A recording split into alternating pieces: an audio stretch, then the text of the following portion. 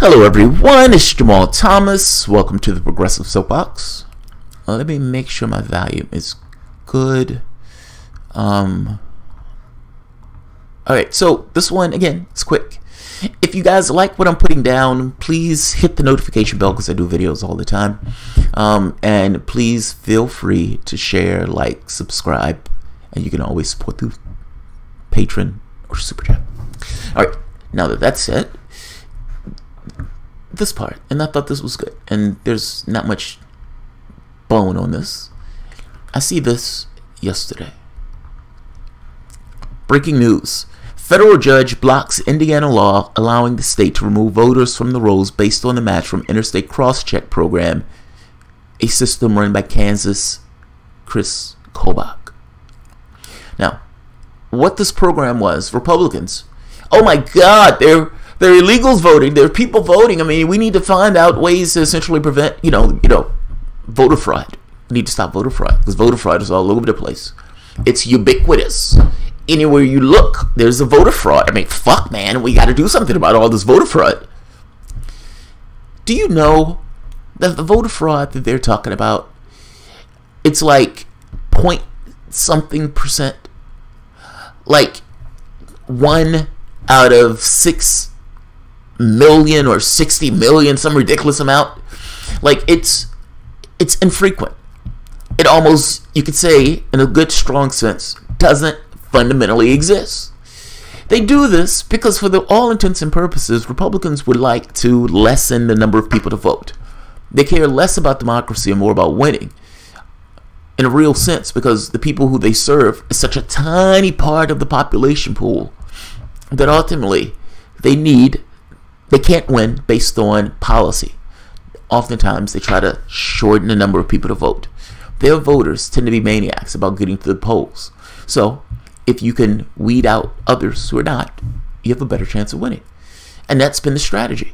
Dave Weigel is a Republican think tank guy, comes out and gives the policy straightforward. All throughout the United States, they've enacted this particular policy when you've had Republican administrations. They would find ways to lessen the number of people to vote. So you put in voter ID laws. One of the things they put in was this, interstate cross-check. In one place, they would say you need a gun license, but not a student license. They would do this weird shit in order to try to keep certain people who they know have more of a tendency to vote for Democrat off the ballot. Voter fraud doesn't exist. Election meddling, yes. But voter fraud, where somebody goes and, one person votes for 3 different people, doesn't exist. Or again, I'm saying it doesn't exist from the standpoint of it is so infrequent that it's immaterial. What is material, however, is using systems that keep large swaths of people off the voter rolls, especially people who would not likely vote for you. Interstate cross-check allowed them to match names. So Bob Menendez, and there may be a B Menendez, and we're like, hey, that's the same guy. How do you know it's the same guy? Well, last name is Menendez, B is the first name. This guy's trying to vote in 2 different places. It would be that ridiculous. A judge blocks that. It struck it down, making the same argument that I'm making here, that for the most part, you don't know that this guy is exactly this guy. You don't know that these people match up. I would argue that the point of the law, or the point of what they were doing, was just to weed off people with certain last names. Menendez may have Hispanic origin or Hispanic context, meaning 30% of them may vote for Trump. The majority of them won't. Let's get rid of that guy because odds are that guy's not going to vote for Trump. What's another one? I'm trying to think of the way they do their last names. But however, I don't want to be racist when I do this.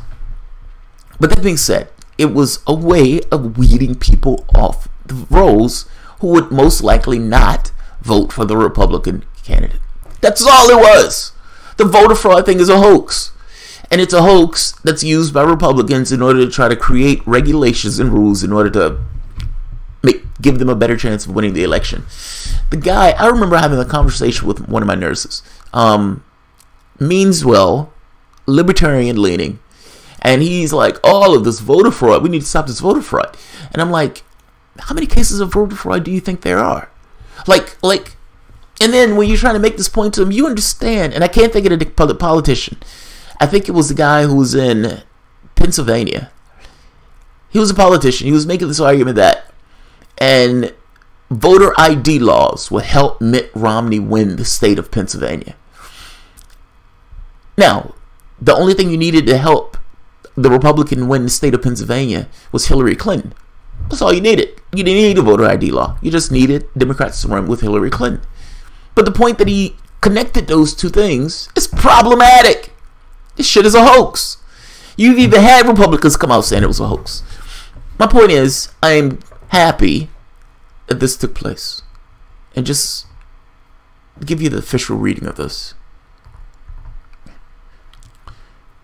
Federal judge blocks Indiana law from enforcing voter purge law. A federal judge on Friday blocked the state of Indiana from enforcing a 2017 law allowing election officials to remove voters from the rolls if they were flagged by a controversial tracking system. U.S. District System Tanya Walton Pratt ruled in legal challenge brought by the American Civil Liberties Union on behalf of Common Cause Indiana and other groups that the legislation violates the Natural Voter Registration Act and threatens to disenfranchise eligible voters. The court agrees with Common Cause that the greater public interest is in allowing eligible voters to exercise their right to vote without being disenfranchised without notice, Pratt wrote in her 28-page ruling. While the defendants have a strong public interest in protecting the integrity of the voter registration rolls and the electoral process, they have other procedures in place that can protect the public interests that do not violate the NVRA, Pratt wrote in granting the preliminary injunction. The injunction bars the state from enforcing the law while the lawsuit is fought in court. Good. Good. I wish people call nonsense nonsense. I wish the judge would have just said, I understand that they're doing this purely to stop people from voting because they believe their chances is enhanced by keeping people off the voter rolls. You don't have to have 28 pages for that. But nevertheless, they use 28 pages. Alright, I'm going to end this. This one wasn't meant to be long, just kind of a heads up. Indiana judge or federal judge blocks Indiana law allowing them to keep people off the rolls with that bogus nonsense interstate cross-check. I'll leave it here. And by the way, me saying the Republicans are this way, Democrats were also purging rolls. So don't misunderstand me. They were doing it, however, in the primary. In the general election, you're in Republican territory. But both, however, are guilty when they need to get people off the rolls for their own ends. Republicans do it more so in the primary. In the general, Republicans do it in the primary. It's fucked up in either way. Either way you look at it. Alright, guys. If you enjoy the content, please feel free to share, like, subscribe, and of course, you can also support through Patreon. Thanks, everyone.